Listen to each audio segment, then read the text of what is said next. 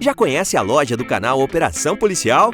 O único lugar onde você encontra os produtos oficiais com as marcas das nossas séries. Temos canecas, cadernos de diferentes tipos e tamanhos, canetas e muito mais. Não vai esperar para começar a sua coleção, vai?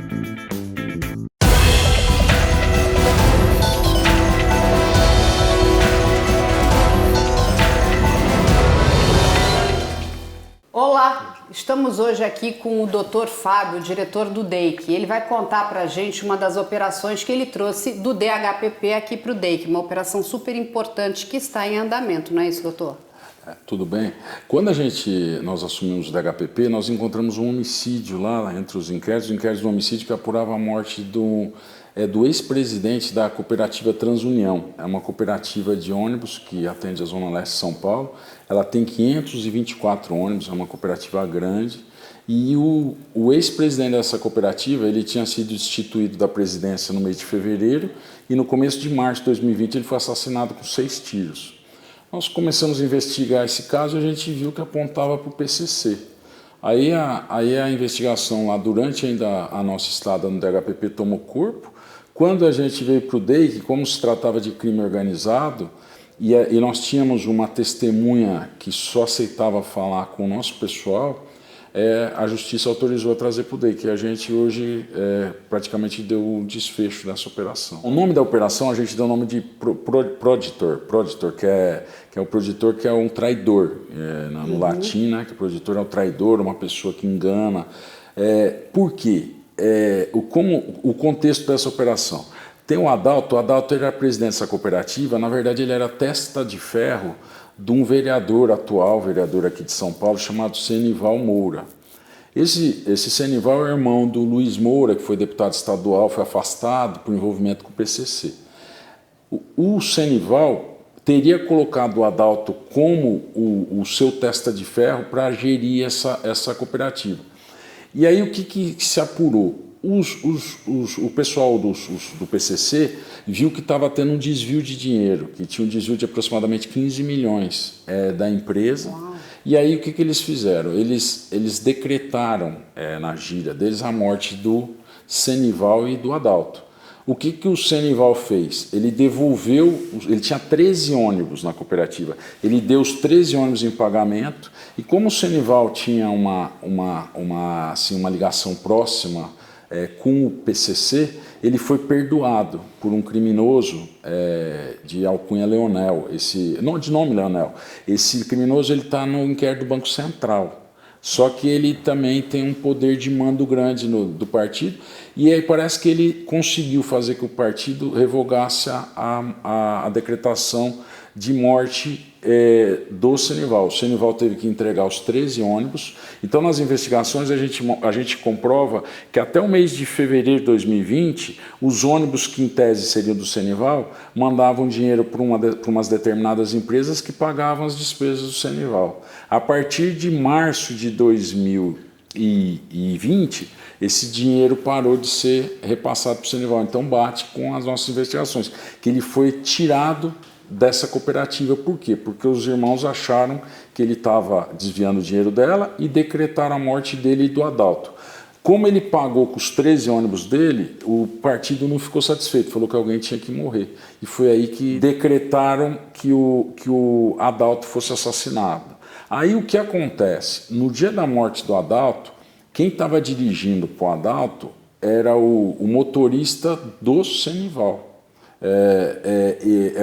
Ele estava dirigindo e levou o Adalto até uma padaria onde o Jair, que é o alcunha dele é Cachorrão, já estava esperando ele lá. Esse Cachorrão era motorista da cooperativa de ônibus.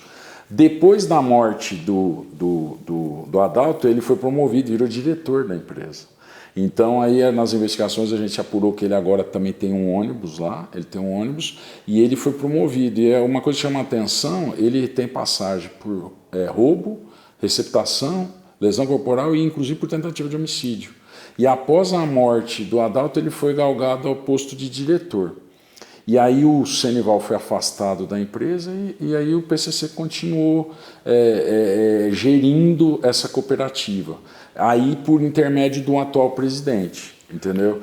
E aí o que nós estamos vendo na investigação? Como a gente chegou que esses ônibus eram do Senival? Nós conseguimos a planilha junto com o morto, a gente conseguiu abrir o celular dele com autorização judicial e tinha a planilha dos proprietários dos 521 ônibus. E quando o ônibus era de laranja, do lado tinha o nome do verdadeiro proprietário. Uau. E vários desses verdadeiros proprietários eram criminosos do PCC, com passagem, antecedentes. E aí a gente achou os 13 ônibus que pertenciam ao Senival. E em que posição está essa operação, doutor Fábio? Ela já está concluída? Então, o que deu um pouco, que essa operação deu um pouco de trabalho para nossas equipes? Começou o inquérito de homicídio. Depois a gente viu que se tratava de uma organização criminosa, que tinha crime de lavagem de dinheiro, que tinha vários outros crimes. Aí o juiz da vara do júri, ele muito cauteloso e muito prudente, ele falou, não, eu só quero apurar aqui o homicídio. Esses outros crimes vocês têm que apurar no inquérito à parte.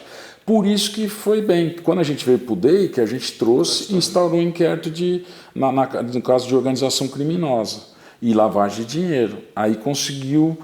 pelo menos hoje, na nossa operação, hoje nós estamos apreendendo 18 ônibus, que são os 13 que pertenciam ao Senival, o que pertencia ao Jair, que é o matador, os que pertenciam a esse Leonel aí, que é esse criminoso que está envolvido no roubo do Banco Central e que ele também, ele tinha 2 ônibus lá e os outros ônibus são do atual presidente da cooperativa. Ou seja, esse do roubo do Banco Central... Ele foi preso, já está solto e está cometendo outros crimes, outros crimes, porque o que a gente percebe? Essa cooperativa ela recebe um repasse anual da prefeitura de 100 milhões.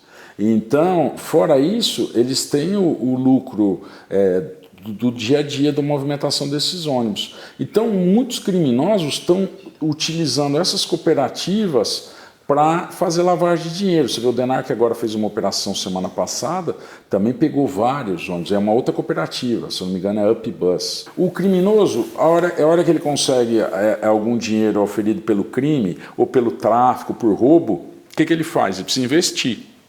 Aí ele investe em ônibus. Ele compra um ônibus, entra nessa cooperativa, e aí esse ônibus começa a dar dinheiro para ele e vira um dinheiro... Ele lava... E ao mesmo tempo tem mais lucro. Na verdade ele está cometendo um crime de lavagem, porque a empresa está em nome o ônibus dele nunca está em nome dele, está em nome de um laranja. O dinheiro, ao invés de ir para o laranja, vem para ele, entendeu? Então, isso a gente percebe, agora até nós vamos pedir aí um apoio do Ministério Público para fazer uma operação grande, porque pelo que a gente está percebendo, essas empresas aí tinham que ser objeto de intervenção. Tem que ter uma intervenção, porque o que nós fizemos nessa operação agora? Nós pedimos que esses 18 ônibus, o dinheiro, porque a gente não pode tirar esses ônibus das ruas, porque atrapalha o transporte municipal. Então eles vão continuar trabalhando, eles estão sendo apreendidos, vão ser depositados para a cooperativa, só que aí a gente pediu judicialmente que todo o dinheiro que for aferido desses ônibus, ele caia numa conta judicial e seja bloqueado até que depois a justiça dê destino para ele. Agora, o que precisa, só que pelo que a gente tinha apurado, desses 524 ônibus dessa cooperativa, mais ou menos 30% são de criminosos. Então, por isso que é importante, eu acho que agora, com o apoio do Ministério Público, a Justiça, a gente consiga fazer uma intervenção. Eu acho que tinha que fazer tipo uma CPI, tinha que ter isso aí, ver quem que é o responsável por essas cooperativas e fazer essa confrontação, ver o ônibus que é de cada um e se esse ônibus realmente é da pessoa, entendeu? Porque você vê, esse diretor, o cara tem vários artigos, o criminoso, você vê pela imagem, pelo rosto, ele que é o executor, ele foi lá, matou ele matou o Adalto com 6 tiros, aí depois ele é galgado a diretor. Ou seja, ele já está na cadeia do crime também, né? Há muito tempo. Já está. Tanto é que por isso que ele deve ter sido escolhido. O Adalto, na verdade, ele era o laranja do Senival. Teve a eleição para vereador de 2020, eu acho que o Senival precisou se capitalizar e parece que teve esses desvios. A gente achou, inclusive, na casa do Jair, que é o assassino, o salve do PCC, dando salve para os irmãos, falando que eles chamando o Senival de cabeça branca, que o Senival estava roubando a cooperativa, aí por isso que a gente, roubando nós, os irmãos, e por isso que a gente teve que afastar ele de lá e o Adalto eles mataram.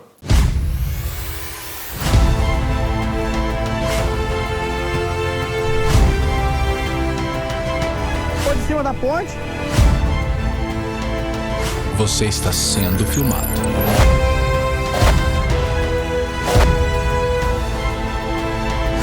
E vê que ele desseca só metade. Isso é coisa do Champinha. Era temido. Olha lá, foi. Pulo, só ela mata ali, cara. Viado, pela...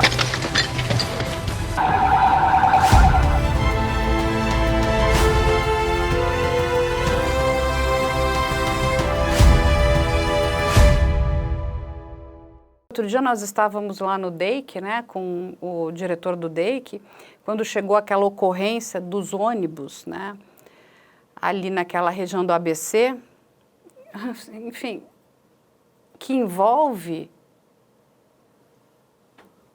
o PCC com partidos. Eu falei, gente, o que está acontecendo? Há quantos anos nós sabemos disso? Eu sei, coronel. Agora que a imprensa divulgou, a imprensa trouxe à tona uma coisa que todo mundo sabia há anos e ninguém quer falar. O envolvimento do crime organizado com alguns partidos, com alguns políticos. Agora, alguém se surpreendeu? Não. Alguém tem falado nisso? Não. Por quê? Porque nós estamos em vésperas de eleição e ninguém quer botar o nome no partido. Porque vai falar de A, vai falar de B. Não é isso.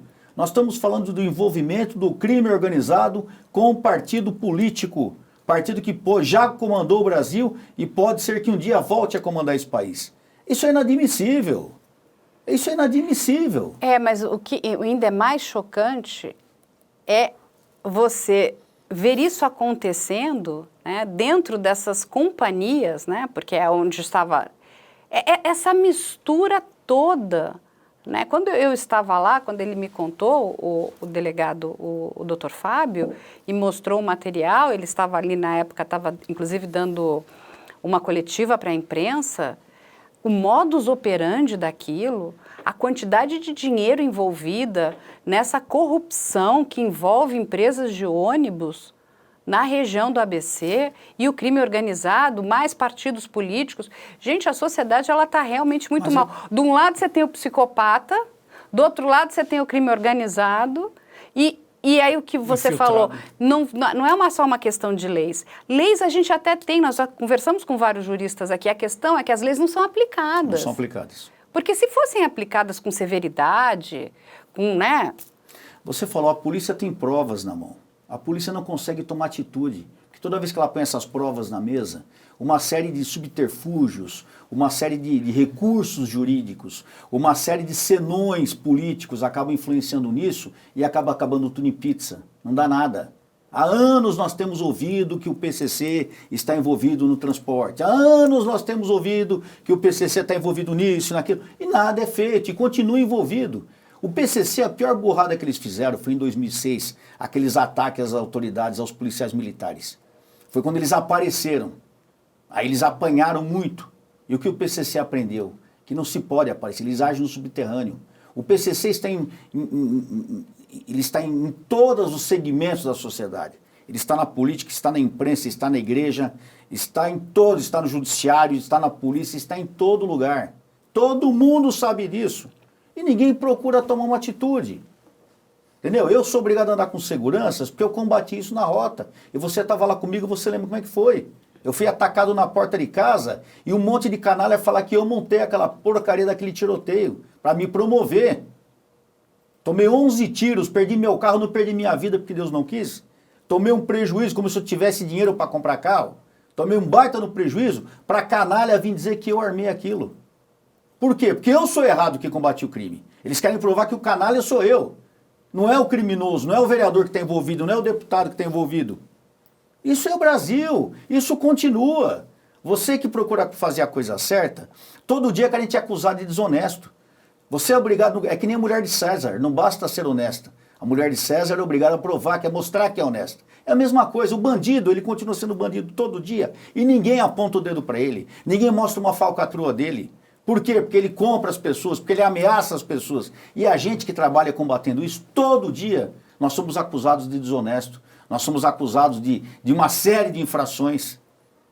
Porque eles querem mostrar que os desonestos somos nós, não é o criminoso. Sofremos patrulhamento ideológico. Patrulhamento ideológico todo social. dia, Carla. Todo dia. A própria rede social trabalha contra a gente. Eu não posso falar no A, não posso falar B. Se eu estou aqui, toco uma música lá no fundo, eu tomo uma paulada por direitos autorais. E os outros estão fazendo o que querem. Então, aí eu pergunto, o que essa sociedade quer? O que nós, vocês que nos assistem, querem? Querem que continue assim?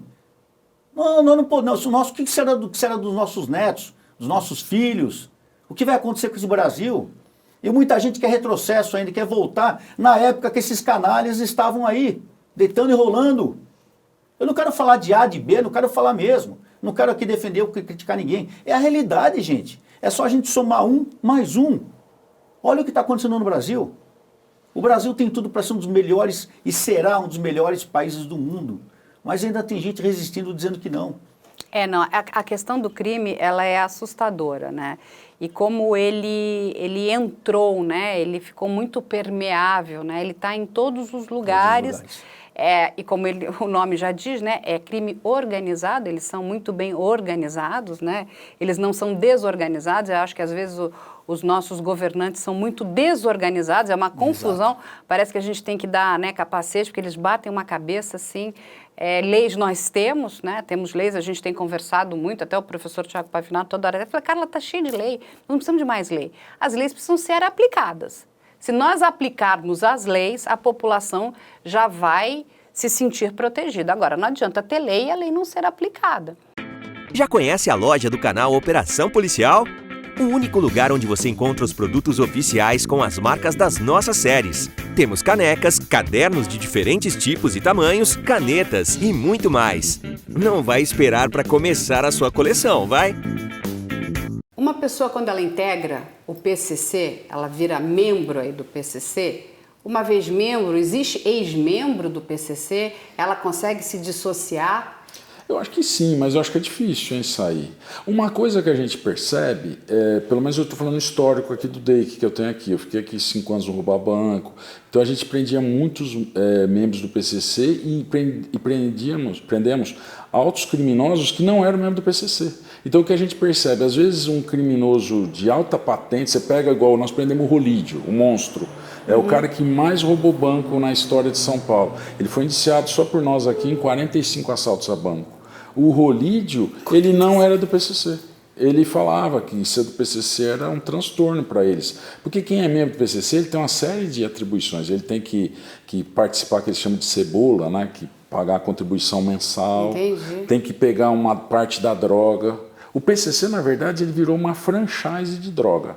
Ele obriga que seus membros comprem uma parte da droga deles e trafiquem, entendeu? Então, tem para muitos grandes criminosos é um ônus, entendeu? Tem, igual o Anselmo, que foi morto agora, traficante, que é apontado como um dos maiores traficantes do Brasil, ele não era do PCC.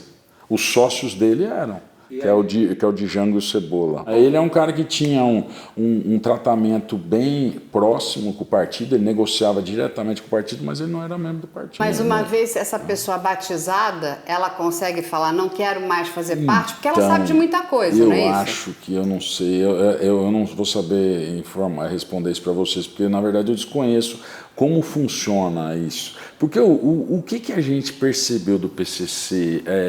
O PCC está tendo vocês viram que está tendo desde a morte do GG do Mangue e do Paca, está tendo uma movimentação, várias mortes. Por quê?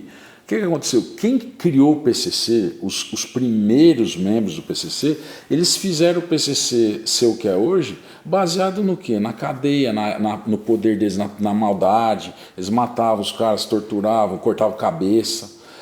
Quando eu era do GOI, a gente atendia a rebelião, tinha cara sem cabeça, cabeça decepada várias vezes. Então eles criaram o PCC nessa maldade. E os caras, os fundadores do PCC, os grandes membros, estão presos até hoje. Você vê, o Marcola vai ficar 30, vai fazer daqui a pouco o que ele pegou de cadeia, tudo 30 anos. Foi o que aconteceu com o GG do Mangue, com o Paca. Eles saíram da rua, eles tinham passado 15 anos na cadeia, atrás das grades. E eles fizeram o PCC virar o que é hoje. Quando eles saíram para fora, eles viram os atuais irmãos, membros do PCC, o cara andando de helicóptero, andando de iate, morando em mansão. Por quê? Eles descobriram o filão que é o tráfico. Que na época o PCC não começou com o tráfico. Começou com o quê? Começou com a Irmandade na cadeia para defender os direitos deles, que era o Geleião e tal. Aí ele foi virando esse conglomerado. E aí o que esses, no caso, vamos dizer, os ricos novos do PCC, novos ricos, eles descobriram que ganhava muito mais que o tráfico internacional. Foi aí que teve esse racha. Quando o GG do Mangue e o Paca saíram da cadeia, eles foram ver a operação do tráfico internacional, eles falaram, pô, a gente está preso a vida inteira, estamos lá passando privação, e os caras aqui, de iate, helicóptero, eles começaram a tributar os caras. Foi aí que teve aquela... É aquela coisa organizada mesmo, eles chamam crime organizado. Foi aí que teve aquela reunião que se juntaram um grupo e determinaram a morte deles. Foram liderados pelo Cabelo Duro, pelo Vagninho. Aí executaram o GG do Mangue e o Paca, e aí deu aquele racha no PCC, eles se equilibraram, só que falaram, pô, nós vamos ter que matar esses caras de volta pelos que eles fizeram. Eles foram lá e mataram o Vagninho e o Galo. E o PCC hoje está no Brasil inteiro, né? Ele se expandiu. Agora aqui em São Paulo eles têm uma peculiaridade que aqui é facção única, né? Você pega nos outros estados, eles têm que brigar com as outras facções. Aqui, Rio de Janeiro. Aqui eles têm facção única, então eles de um lado, você pegar para a população é melhor. Porque como é facção única, ele não precisa se equipar, se armar tanto para defender o território. Então, para esse lado, a polícia entra em qualquer lugar. Aqui não temos, igual o Rio de Janeiro, que tem áreas lá dominadas por algumas facções que eles são muito armados. Por quê? Porque eles têm essa guerra interna, entendeu? Então, esse lado é um lado bom, mas por outro lado, eles ficam muito fortes. Porque eu acho que isso que foi feito de mandar as lideranças embora deu uma desestabilizada neles. Porque o PCC ficou aí durante 8 anos, o escritório deles era em Venceslau II, dentro da penitenciária. Estavam todos presos lá. Eles comandam os presídios, não é? Entendeu? Então, mas fora isso, todas as lideranças estavam no mesmo lugar. Eles estavam na mesma penitenciária. Né? Então, isso aí foi uma coisa que deve ter atrapalhado. Mas isso aí são em governos anteriores. A atual gestão mandou tudo para presídio federal, pegou firme lá. Então, isso aí a gente está percebendo essa diferença. Até por ter essas mortes entre eles. Isso aí é sinal de que está meio fragmentado. Né? Na verdade, o salve é uma satisfação que eles dão para os irmãos. Isso tudo que eu falo, isso tudo até com o tempo foi mudando. Antigamente, o salve era respeitado. Na rua tinha os disciplinas, que eram os caras que eles eram encarregados da disciplina, geralmente era um criminoso super conceituado, um criminoso mais velho, com um histórico na cadeia. Hoje, ninguém quer ser disciplina. Por quê? Teve aquele caso lá em Heliópolis, que nós investigamos, mataram o PM lá, lembra que mataram o PM do Rio lá dentro? Quando a gente invadiu Heliópolis, quem que é o primeiro que vai preso? É o disciplina. Entendeu? Quem que é o primeiro que responde por tudo que acontece na comunidade? É o disciplina. Ele que é o encarregado de fazer que as ordens sejam cumpridas, de dar reprimenda ou não. Então, o que aconteceu com isso? Os caras, os grandes criminosos não quiseram mais ser disciplina. Falaram, eu vou querer assumir esse problema. Foram saindo, ou foram presos pela polícia, ou foram saindo de cena. Aí foi entrando uma molecada nova, sedenta de poder, para querer ser disciplina, para querer mandar nas comunidades. E isso que eu acho que é uma das causas que aconteceram. Acontece muito esse negócio de ter cemitério clandestino em comunidade. Por quê?